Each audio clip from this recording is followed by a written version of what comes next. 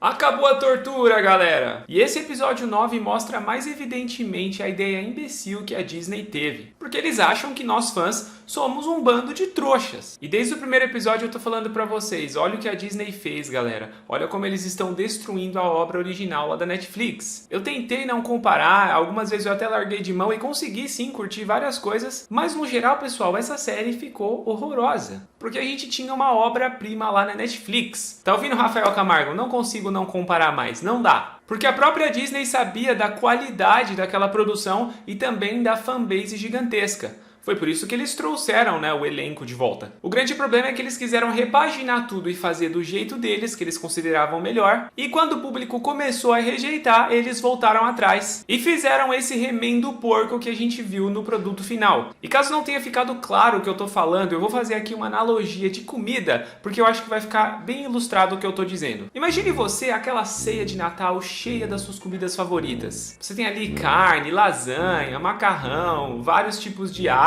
boas saladas também para complementar, enfim. Imagina aí o seu prato favorito. E esse é aquele prato que tem realmente comidas boas que você sempre come e que você ama. E aí chega o seu tio Walt Disney e fala, não, vamos parar com isso. Eu posso fazer todas essas comidas que você tem aí, só que de um jeito melhor. E aí ele pega o seu prato que já estava pronto, bonito, e joga pra cima. E aí as suas comidas favoritas voam pra tudo que é lado. E aí o seu tio Walt Disney começa ali a cozinhar, mas você percebe que não vai ficar a mesma coisa. Você percebe que ele está mudando um monte de detalhes. E por mais que ele tente até reaproveitar alguma coisa das receitas originais, tá ficando estranho. Você não vai conseguir pegar o prato que ele tá fazendo e falar que é tão bom quanto aquele que você estava acostumado a comer. E aí o seu tio Walt Disney, percebendo isso, ele fala, putz, fiz besteira, então peraí. E aí ele pega o prato que ele tinha pegado da sua mãe e jogado pra cima e começa a pegar aquela comida que foi pro chão e tacar de volta no prato. E com isso ele junta com algumas coisas que ele já tinha cozinhado. E aí por fim ele pega tudo aquilo e te oferece. Toma, come aí, ó. Tenho certeza que você vai gostar, tem tudo que você gosta aí. Iria ficar zoado, né? Até porque a comida tava no chão. Quando ela voltou pro prato, ela já tinha sido comprometida. Foi exatamente isso que a Disney fez com o Demolidor da Netflix aqui em Demolidor Renascido. Mas claro que isso é impossível. E tudo bem se você gostou, não tem problema. A gente pode ter opiniões diferentes sem se odiar. Mas por favor, presta atenção no que eu tenho pra falar aqui, galera. Porque a gente não pode simplesmente aceitar tudo que essa galera faz e ficar aplaudindo. Porque a maneira como nós recebemos essas obras interfere nos próximos, na qualidade das próximas produções. Porque tem uma tonelada de coisas que não fazem sentido nenhum nessa série e nesse episódio em específico. Foi simplesmente bizarro. E o pior disso tudo, pessoal, é que a segunda temporada já está sendo gravada, ou seja, a Marvel nem esperou a repercussão da primeira. Nem parou para ver o que os fãs estavam achando, se estavam curtindo ou não. Não parou para ver os acertos e erros. Eu não tenho esperança de que vai ser diferente. Como eu tenho falado, a série não é 100% ruim, porque ela tem coisas boas sim. Mas como um todo, no geral, ela ficou péssima,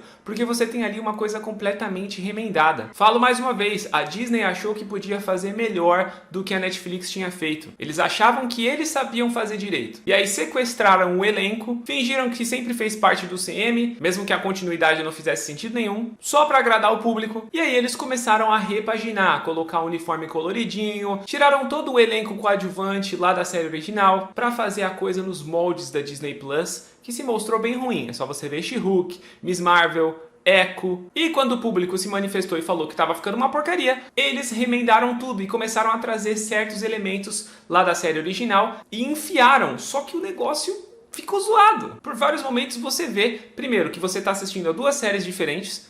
Por exemplo, o episódio do banco que tem piadinha e referências a Kamala Khan toda hora. E segundo, um monte de cenas dark, obscuras e violentas que foram simplesmente jogadas. E nesse episódio 9, mais especificamente, ficou claro que a Marvel forçou a barra, galera. Eles falaram tipo, joga lá um monte de sangue, um monte de gore, pancadaria, é isso que o público quer ver. Bom, tem gente que se contenta e fica, né? Ai, maravilhoso. Incluindo Nerdola, que nem sequer assistiu a terceira temporada lá da Netflix antes de fazer a review de Demolidor Renascido. Detalhe, né? Os caras tem até a equipe pra fazer isso pra eles, mas eles nem se preocuparam. E eu falo isso como um nerdola, tá bom? É muito triste ver que os caras não têm base nenhuma, mas enfim. E a gente tinha, assim, todos esses elementos na Netflix, né? Violência brutal, cenas chocantes. Mas isso fazia sentido com o todo, com a história da série, com o desenvolvimento dos personagens, com aquele universo urbano que tinha sido criado. Em Demolidor Renascido não acontece isso. E o modo como eles jogam todos esses elementos, pessoal, é simplesmente ridículo. Tipo, coloca o Justiceiro ali, matando um monte de gente, voando sangue de CGI pra tudo que é lado. Põe o Fisk explodindo a cabeça do comissário e já era. Eu particularmente não sou fã de gore extremo. Lá na primeira temporada, quando o Fisk mata o cara com a porta do carro, né, que ele explode a cabeça do maluco, foi muito chocante, eu lembro, e eu assisti as 3 temporadas 2 vezes. Só que ali a gente tinha todo um desenvolvimento e um mistério sobre a personalidade do Fisk e depois também a história de origem dele. Ficou claro aqui, pessoal, que quando eles estavam tentando remendar a série, eles falaram, coloca alguma coisa aí chocante, põe o Fisk matando alguém de uma forma brutal. Num episódio que já tinha um monte dessas coisas jogadas também, como o próprio Justiceiro lá matando um monte de gente. Foi a mesma idiotice que eles fizeram em Echo, vocês perceberam? Era uma série toda com cara de Disney, né? Magiazinha, ancestrais indígenas, aquela coisa toda. Mas aí, pra falar que fazia parte do núcleo urbano do Demolidor, até inventaram aquela questão Spotlight, né? De ser produções mais sérias, adultas e independentes. Eles jogaram algumas cenas ali de sangue, só que não fizeram sentido. Quando você compara com o todo da série, aquelas cenas estão simplesmente descoladas. E isso ficou escancarado no episódio 9 de Demolidor, que foi a cereja do bolo dessa temporada bizarra. Mas antes da gente continuar, eu só quero te lembrar que na nossa descrição você encontra links para comprar seus produtos na Amazon. E você fazendo as suas compras pelos nossos links, galera, vocês estão financiando o canal. Como você já sabe, a Amazon tem uma variedade incrível de produtos. Diversos itens que você precisa para sua casa, para suas coleções, enfim. Tudo que você precisa, a Amazon com certeza tem lá. Então é só você olhar na descrição, acessar os links e fazer as suas compras. Mas se você quiser ajudar o canal de outra forma, nós temos agora o Live Pix. É só você acessar o nosso QR Code e fazer a sua doação de qualquer valor que vai ajudar pra caramba, tá bom? Mas caso você prefira, também tem a possibilidade de você ser membro aqui pelo YouTube mesmo. Fique à vontade e eu agradeço de coração.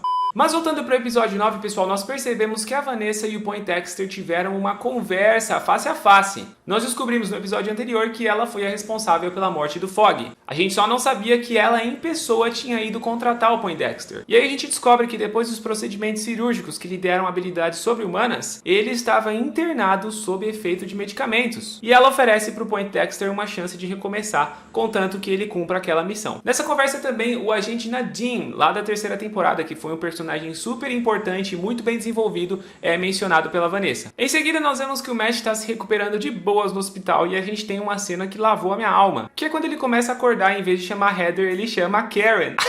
Aqui foi sensacional, porque ele simplesmente representou nós fãs. Porque a Heather é chata pra caramba, né, pessoal? No episódio passado eu até acabei esquecendo de falar, mas a mulher é completamente maluca, o Demolidor salvou ela e ela tem a pachorra de dizer que ele e o Muse eram a mesma coisa? Vai ser louca na cadeia. Conhece alguma psicóloga boa pra você conversar, Heather? Uma personagem completamente fraca, rasa, chata, assim como todos os outros coadjuvantes. A Disney tentou, né, substituir a Karen no Fogg, mas não deu certo. E por falar na Karen, pessoal, ela chega de uma forma simplesmente ridícula e forçada nesse episódio, né? Da mesma maneira estúpida que ela tinha ido embora. Porque, como eu já falei, a Disney queria só ignorar o que a Netflix tinha feito e queria desconectar o Matt Murdock dos eventos passados. Inicialmente, a Karen e o Fogg teriam morrido off-screen. Depois, quando eles remendaram, ainda trouxeram a atriz pra tentar atrair os fãs de volta, né? Mas pra esse retorno, a justificativa que o roteiro tem é que ela pediu o favor pro Frank quando ela soube que o Poindexter tinha fugido. E esse favor era nada mais nada menos que salvar o Matt. Lá na série do Justiceiro, a Karen também aparece e eles têm um lance romântico ali. O Matt dá a entender que os dois se gostam, mas depois a Karen fala do coração dela quando ela viu o Matt, e aí não dá pra saber o que o roteiro tá querendo fazer aqui, porque é uma porcaria. Mas agora pensa comigo, pessoal. O Fisk mandou o Buck matar o Matt, que tava lá internado.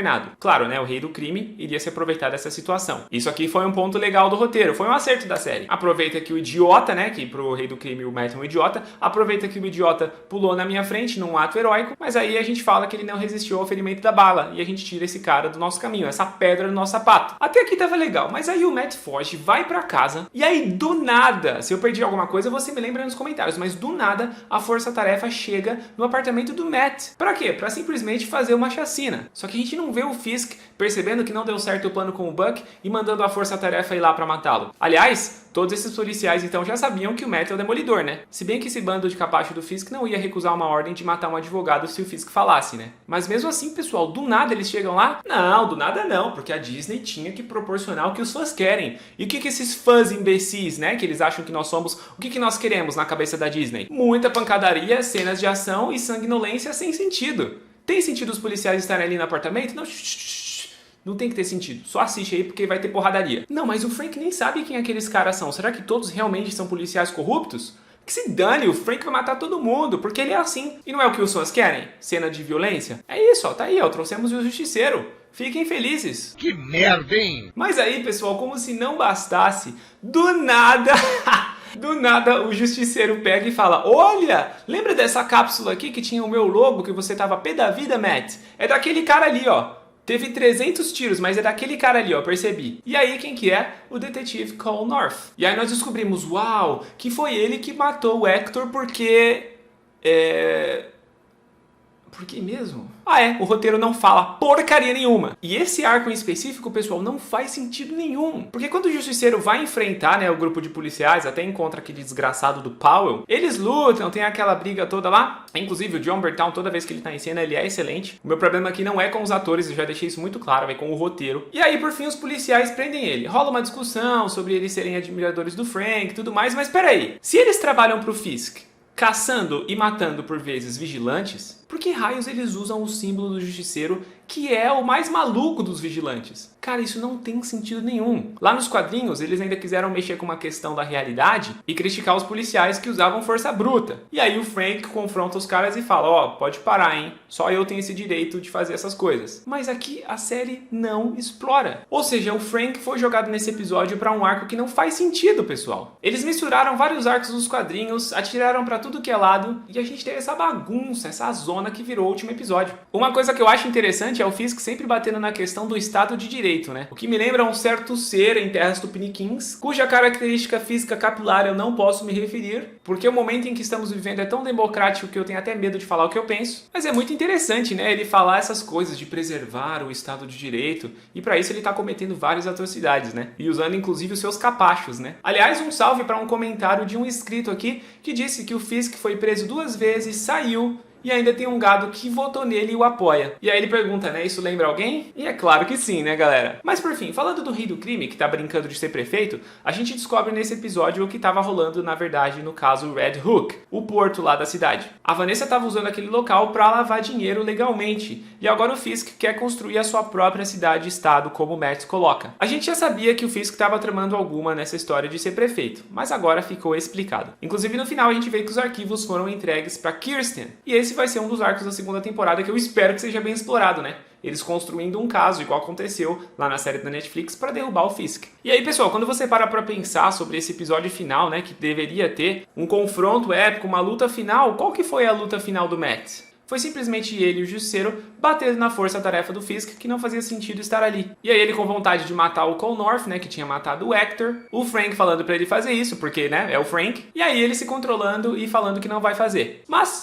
é basicamente isso, porque no final, quando ele vê tudo que tá acontecendo, ele vai até o Red Hook, ele tem um diálogo bem mais ou menos ali com a Karen e chega na conclusão que eles precisam de um exército. Então é isso que a gente tem nesse grande episódio final. Ele montando esse exército de pessoas que vão se opor ao Fisk. E por falar nessas pessoas, o documentário da Bibi Urich também ficou jogado, né, pessoal? Não serviu para porcaria nenhuma, pelo menos não nessa temporada. Esse foi um acerto da série, colocar o documentário que ela tá montando aos poucos com a perspectiva da população em relação aos vigilantes. Só que aqui a gente tem uma cena da Bibi Urich olhando pro nada, né, percebendo que o Fisk tá controlando tudo, que ele tá mais poderoso ainda, mas é só o que a gente tem dela e desse documentário. Inclusive o episódio passado tentou mostrar ali uma parceria dela com o comissário, que agora foi assassinado, mas a gente nem vê essa repercussão, né? A gente nem vê ela sabendo que o comissário morreu. Eu falo, pessoal, não tem como defender esse roteiro não. Mas assim como os outros episódios, pessoal, o 9 também teve seus acertos, suas coisas boas. Por exemplo, o Fisk voltando a ser o rei do crime totalmente, né? O vilão que ele realmente é. Ele tomou conta da cidade, decretou o toque de recolher, e depois de ter matado o comissário a sangue frio na frente de várias pessoas, ele realmente está com todas as garras de fora. A Sheila, que trabalha pro Fisk, ainda parece estar dividida, porque foi ela que entregou o comissário, né? A gente vê ela ali chorando por causa do que ela fez, porque ela sabia que ia dar ruim. E quando o Fisk anuncia oficialmente que o comissário tinha renunciado e sumido, ela acha aquele negócio meio estranho, então ela já sacou que o Fisk deu um jeito no cara. Pode ser que a gente veja essa personagem se voltando contra ele na segunda temporada. E por falar nisso, pessoal, alguns policiais ficaram visivelmente perturbados com a morte do comissário, né? Obviamente. Pode ser que eles também se juntem ao exército anti-Fisk que o Demolidor tá levantando, principalmente o motorista, que já conhecia o comissário há muitos anos e agora viu aquela coisa absurda acontecer. Uma coisa que não fez sentido pra mim foi o comissário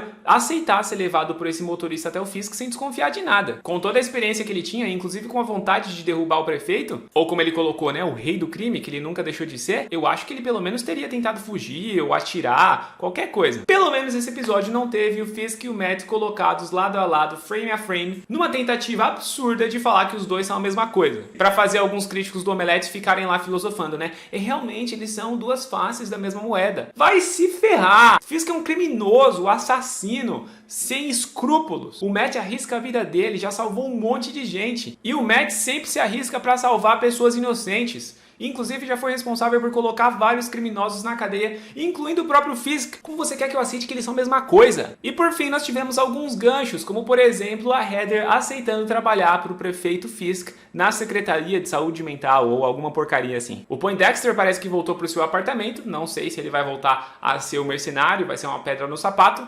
Não sei se esse roteiro incompetente vai dar alguma importância e alguma trama pra ele que faça sentido, pelo menos tão boa quanto o que a gente teve lá na terceira temporada da Netflix. E o Demolidor tá juntando a liga urbana dele lá, que inclusive tem o policial Cherry, que aparentemente mudou de ideia, né? Porque ele não queria que o Matt voltasse a ser o Demolidor, mas ele tá ali junto. O Fisk tá completamente louco dominando a cidade, aí você quer o Daredevil de volta, né, Cherry? E por fim, a gente vê a medida chamadas Ruas Seguras do Fisk sendo implementada. E eu só tô esperando os críticos de esquerda falarem que essa fala do Fisk, essa medida dele tem a ver com o Make America Great Again do Trump, né? Porque eles são muito intelectuais. Na cena pós-créditos nós vemos um policial imbecil caindo no papo do Frank e o Frank conseguindo se soltar, indicando que ele vai pra cima do Fisk, o que vai ser sensacional. Isso é claro, se o roteiro souber trabalhar essa questão, né? E por fim, no final lá dos créditos, Demolidor vai voltar na segunda temporada. Oh, que alegria. E é isso, galera. Decepcionante, tá bom? Essa aqui é a minha opinião, esse é meu desabafo. Vocês concordam, não concordam? O que vocês curtiram nesse episódio? O que vocês acham que vai acontecer na segunda temporada? Vocês acham que vai ser melhor que a primeira? E se esse episódio demorou um pouquinho pra sair, pessoal, é porque eu tive que esperar o silêncio, que tá tendo uma obra aqui perto de casa, que algum governador imbecil assinou esse contrato há sei lá quantos anos e achou que seria uma boa ideia fazer esse tipo de coisa em área residencial. E aí eu tenho que ficar esperando essa droga desse maquinário fazer silêncio pra eu conseguir gravar. Espero, inclusive, que não tenha vazado em alguns trechos no microfone. Geralmente não vaza, né? Espero que não. Mas é isso aí. Não se esqueça dos nossos links na Amazon para você fazer as suas compras e ajudar o canal. E temos também aqui o Live Pix, que você pode fazer a sua contribuição. Eu vou ficando por aqui. Muito obrigado por assistir. Um grande abraço e até a próxima Conversa de Nerd.